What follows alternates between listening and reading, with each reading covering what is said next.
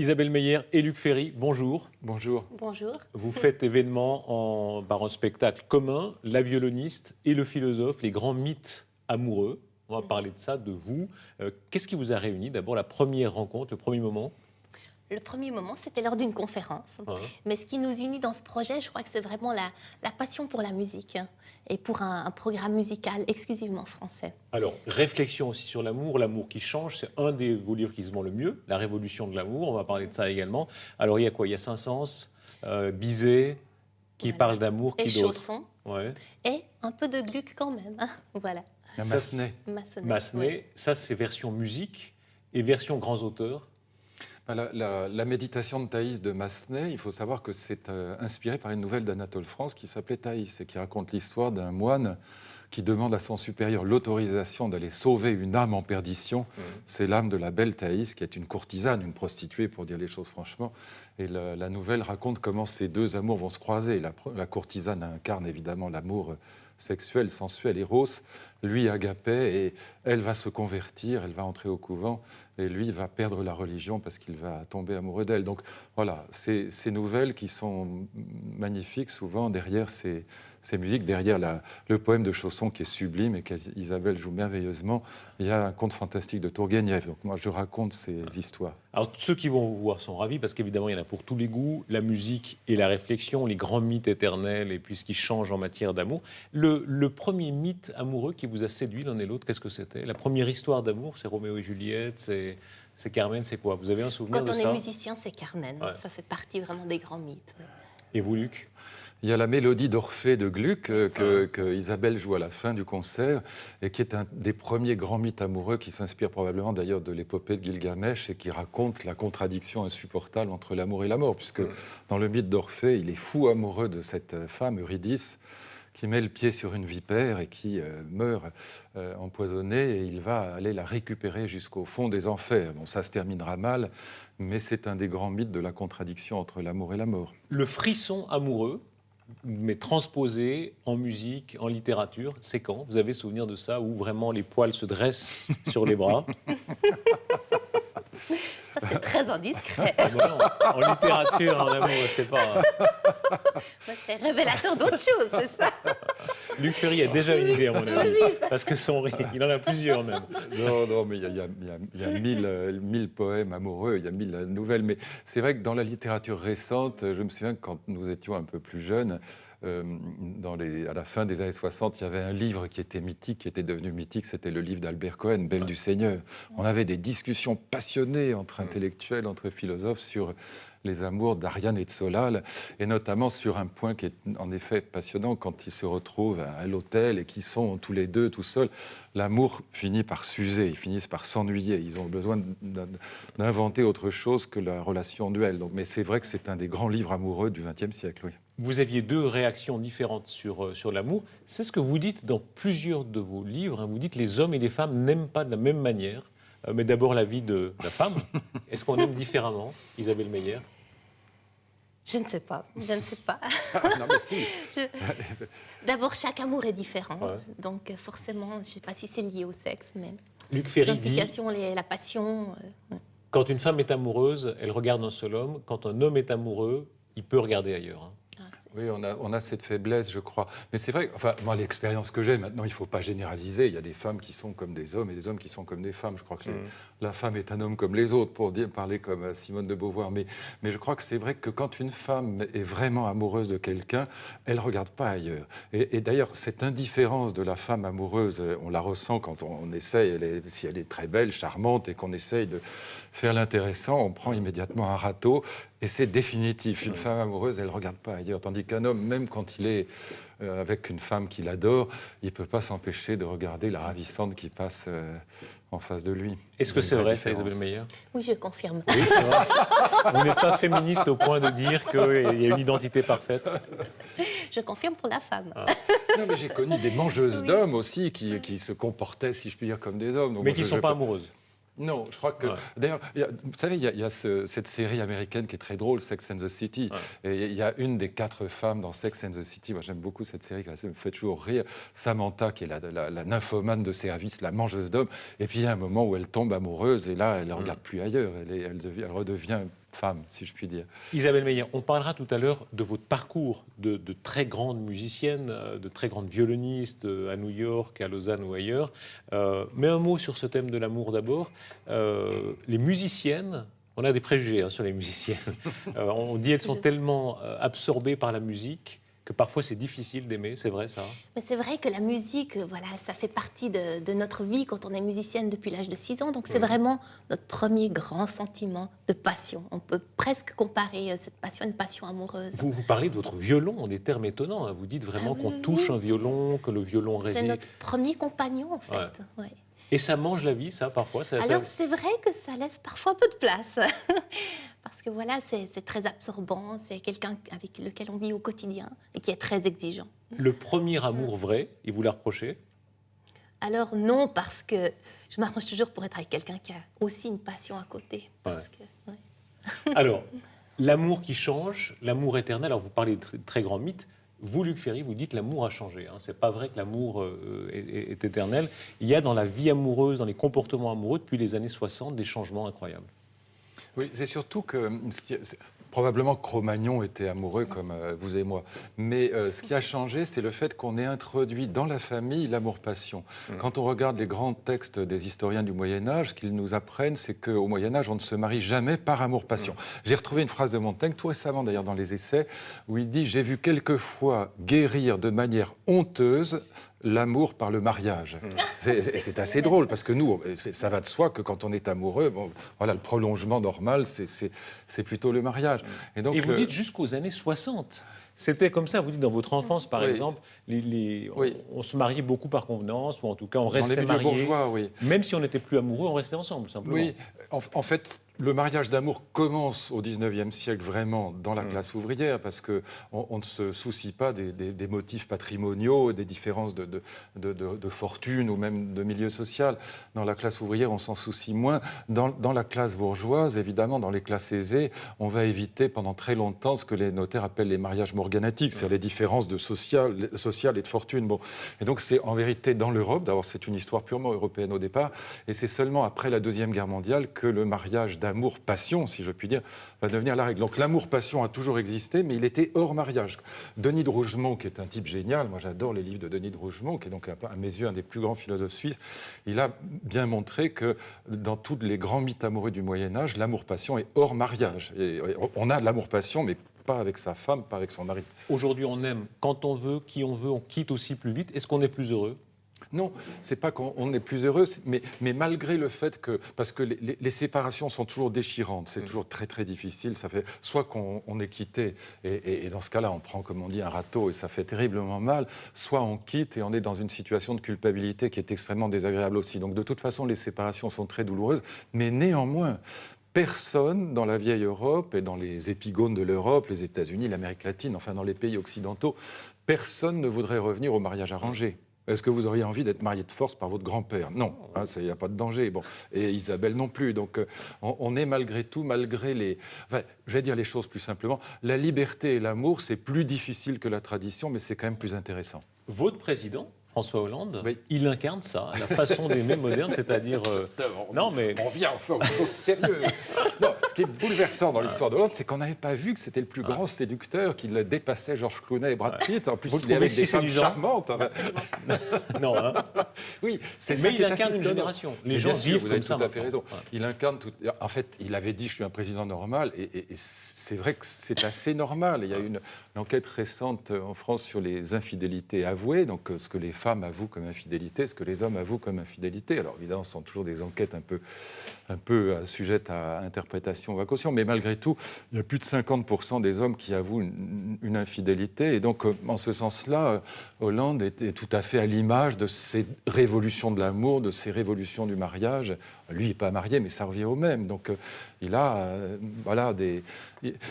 Rougemont avait une formule que je trouve géniale. Il disait « Nous sommes devenus des Don Juan au ralenti ». Ça veut dire qu'on change de maîtresse ou de femme ou d'amour ou d'homme, peu importe. Mais en gros, tous les 8-10 ans. Voilà, tous les 8-10 ans. Don Juan, c'était tous les jours. Nous, on est un peu plus ralenti, mais c'est quand même ça. Vous aimez écouter Luc Ferry, ça se voit. Ah oui. Et il aime vous entendre jouer. Hélas, on n'est pas équipé ici pour vous entendre jouer, mais c'est évidemment au violon. Elle est géniale, c'est époustouflant. Quand elle prend son violon, c'est un autre être. D'un seul coup, elle est droite, les gestes sont parfaits, il y a une espèce de savoir-faire. Oui, de Luc Ferry, maestria. vous avez réputation d'être assez dur en affaires, une réputation de séducteur. Non, non, Ah oui. non, qu'est-ce que c'est que De ça? C'est tombeur vous qui- plus que de tomber. Je crois que vous parlez de vous-même, là. Attendez. Est-ce que vous êtes Projection. ému quand même quand vous entendez Isabelle Meyer jouer? Oui. Il y a les larmes aux yeux, c'est touchant. Ah, moi, c'est vraiment envoûtant, ça prend. Et son orchestre est magnifique. Il y a des musiciens avec elle qui sont vraiment. En plus, vous savez, ces gens qui savent vraiment faire quelque chose, ils ne peuvent pas être entièrement mauvais. C'est impossible. Parce que quand on sait faire quelque chose à ce point-là, ça vous donne une espèce de bonté qui est vraiment réjouissante. Donc, elle a un orchestre absolument magnifique avec elle. Et c'est. Pardon, je parle de toi à la troisième personne, mais voilà. Isabelle Meyer, le mystère des violonistes, qu'est-ce qui se passe dans la tête de la violoniste quand elle joue? Qu'elle joue, on recherche toujours sa voix en fait. Ouais. Donc l'instrument, c'est la voix qu'on essaye de s'approprier. Donc il y a un rapport vraiment fusionnel avec l'instrument. Quelles images vous avez pendant que vous jouez, dans la tête on pense à quelque chose ou on pense à rien? On est dans un domaine qui est plus du domaine des sensations. On n'est pas dans une visualisation ni dans une intellectualisation. Enfin, ça, c'est le travail avant le concert, mais sur scène, il y a vraiment une question de communiquer des émotions. Il faut raconter votre histoire. Elle vient de très loin. Alors, comme souvent, je crois que le premier violon, c'est à 6 ans. Voilà, Ouais. Donc, c'est vraiment c'est l'aventure d'une vie. exactement. Et qui n'est pas fini. Et avant ça, déjà, la vocation vient d'encore plus loin. Le moment où vous sentez que la voix, la musique, ce sera votre affaire. Moi, j'ai eu un déclic en entendant une grande voix tchèque dans un opéra. Donc, j'ai toujours été attirée par le son, en fait. Vous vous Et rappelez le ce moment Oui, précisément? alors hein? oui, Ouais. très précisément. Et là aussi, vous en parlez de manière très sensuelle. Vous dites la vibration. Hein, c'est pas quelque chose simplement Ah de oui, on sonore. est Il y a un une monde- vibration, quelque chose de très physique. On est dans un monde de sensations, c'est ça. Ouais. Mais oui, c'est le début de l'émotion, c'est la sensation. Vous êtes la Suissesse du spectacle, née à Lausanne, grandie à Lausanne. Voilà. Et puis la grande réussite, ça a été un concours qui vous a amené à New York. Mhm. Ça a été un C'était grand mon changement. vieux rêve de partir aux États-Unis. Ouais. Et puis d'être en confrontation justement avec des artistes d'horizons divers. Ben, la Juilliard School, c'est un peu une école dans le style de film. Donc il y avait une interaction énorme, des créations de spectacles. Et c'est un petit peu ce qui a initié ma démarche de retour en Suisse. Ouais. Quand on est jeune Suissesse, qu'on débarque à New York, à quel âge? À 17 ans. C'est comment? Ah, on est pris par le travail. Ouais. On travaille tout le temps. Mais bon, depuis, ça ne change pas.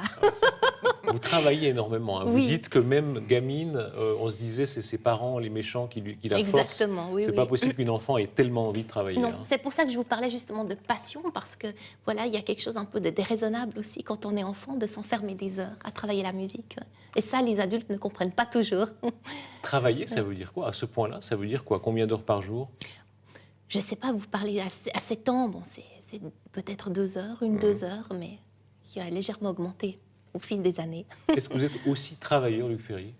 Ah oui, non, moi j'ai compris que, comme disait Baudelaire, travailler est plus amusant que de s'amuser. Donc je travaille vraiment.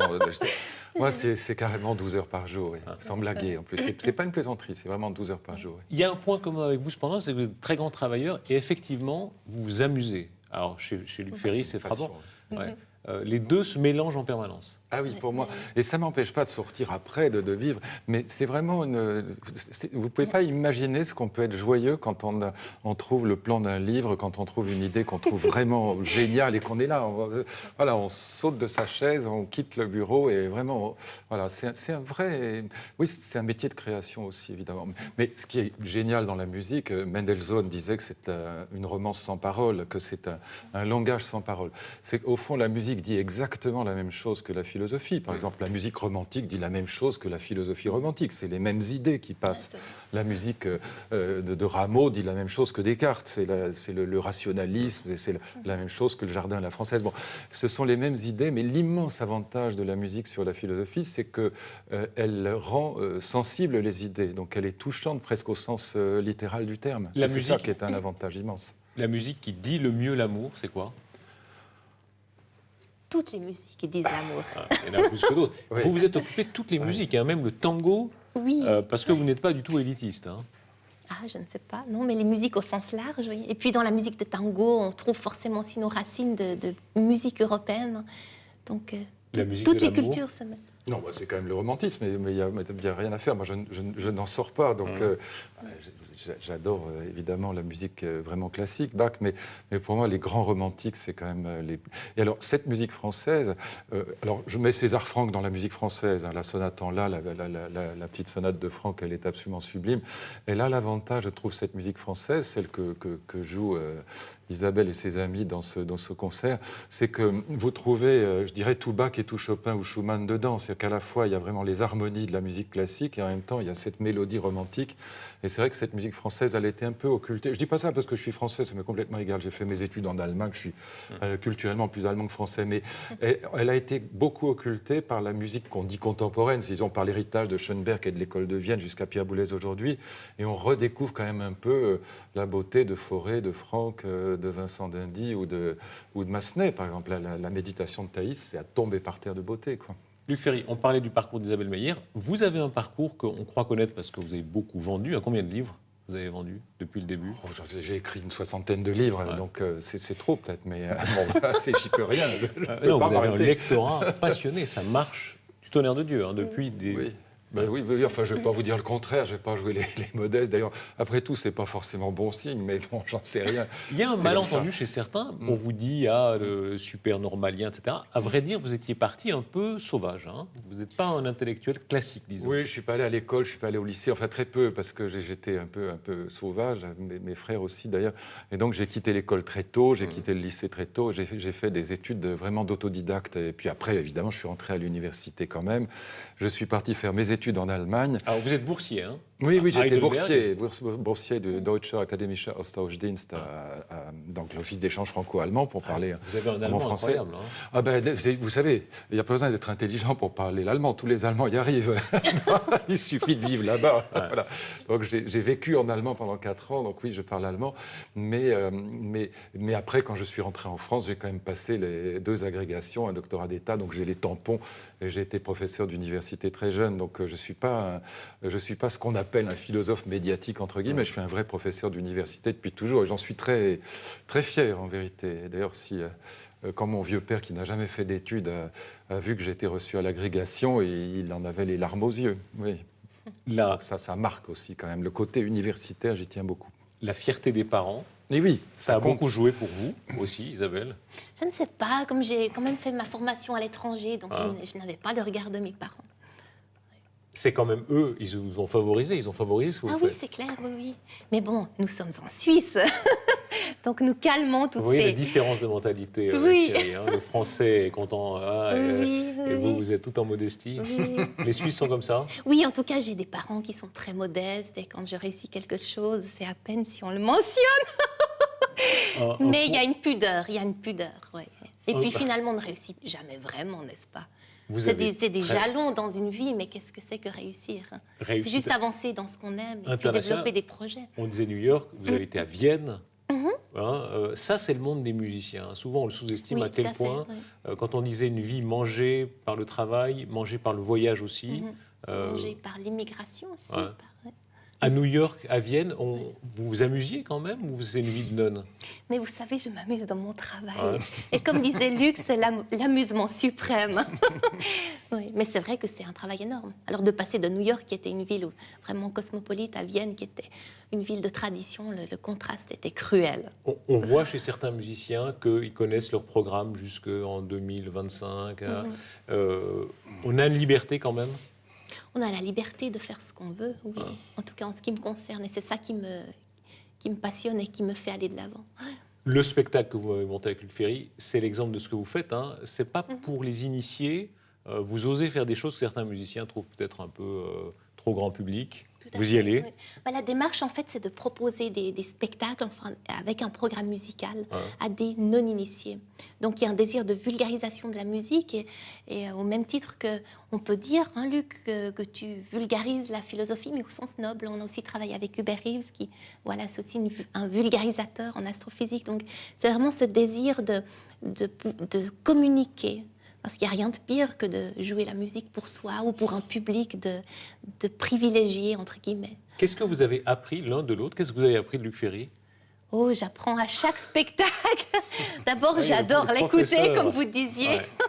Et puis, il me rappelle, parce que j'ai fait les lettres anciennes, et chaque fois quand il parle, ça me rappelle voilà, les fondements de ma formation. C'est votre côté professeur, Luc Ferry. Hein. Oui. Moi, je suis un vieux prof. Mais, non, elle a une idée que je trouve très, très juste, parce que moi, je suis passionné de musique classique. Ma tante était l'assistante de Cortot, mon père était un bon violoncelliste. Bon, je suis tombé dedans quand j'étais petit. Mais c'est vrai que rejouer le concerto de Mendelssohn pour la 100 000e fois, il a été joué par tous les violonistes de la Terre. Pourquoi le rejouer aujourd'hui? Bon, à l'époque où ces œuvres étaient contemporaines, c'était normal de faire des concerts où on les jouait, parce que ça les faisait découvrir au public. Mais aujourd'hui, tout le monde peut écouter le concerto de Mendelssohn par n'importe quel violoniste. Bon. Et ce qui est, je trouve, génial dans l'idée d'Isabelle, c'est qu'elle renouvelle le genre du concert. Il faut apporter quelque chose de nouveau. Il faut que ça se justifie de rejouer la méditation de Thaïs ou le poème de Chausson. Il faut le rejouer. Alors, ce qui est amusant, ce qui est intéressant, c'est d'apporter justement quelque chose qui n'est pas le concert classique où tout le monde s'ennuie,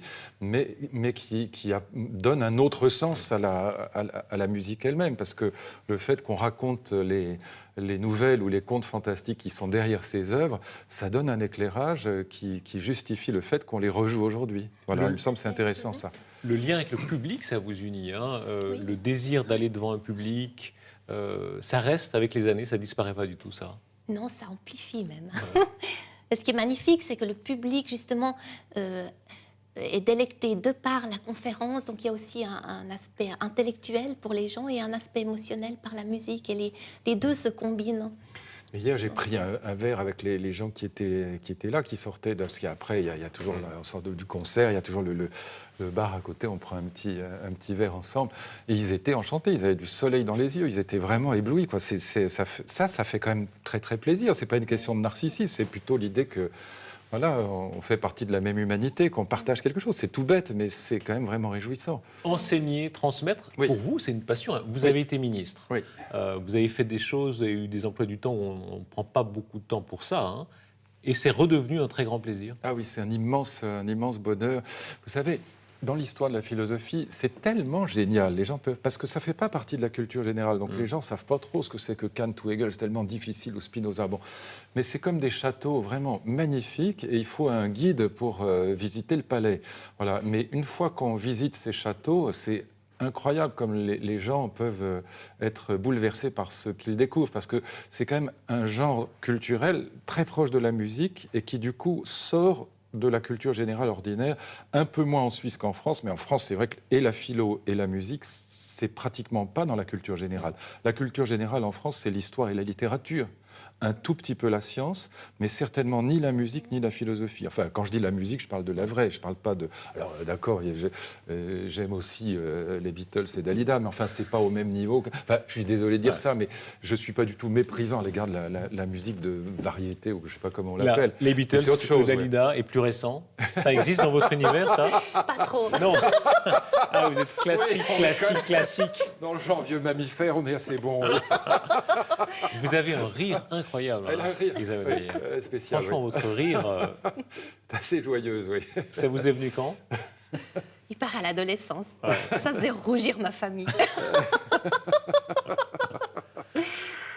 Votre relation, ça doit être assez passionnant de se regarder quand l'un parle, l'autre joue. Ça vous a amené quoi? C'est très, très inspirant. Et puis, ça donne aussi une dimension à notre musique, forcément. Ouais. Luc Ferry, puis, elle a dit jouer. Luc a un lyrisme verbal qui inspire au lyrisme musical. Non, mais l'amitié entre hommes et femmes, c'est quelque chose d'assez rare. Et c'est vrai que c'est très précieux. J'ai comme ça quelques amis femmes, très peu, parce que la plupart du temps, ça se termine autrement. Ouais. Mais c'est vrai que je trouve que c'est quelque chose qui est très précieux. Et ça dure beaucoup plus longtemps que la passion. C'est quelque chose qu'il faut aussi cultiver. La vraie amitié, c'est vraiment... ce qu'il y a probablement de plus beau dans l'existence humaine. Merci Isabelle Meyer, Luc Ferry. Il faut taper vos noms sur Internet. On voit là où les spectacles se font, se donnent, et puis vous lire évidemment La Révolution de l'amour. Merci à l'un et à l'autre. Merci beaucoup. Merci à vous.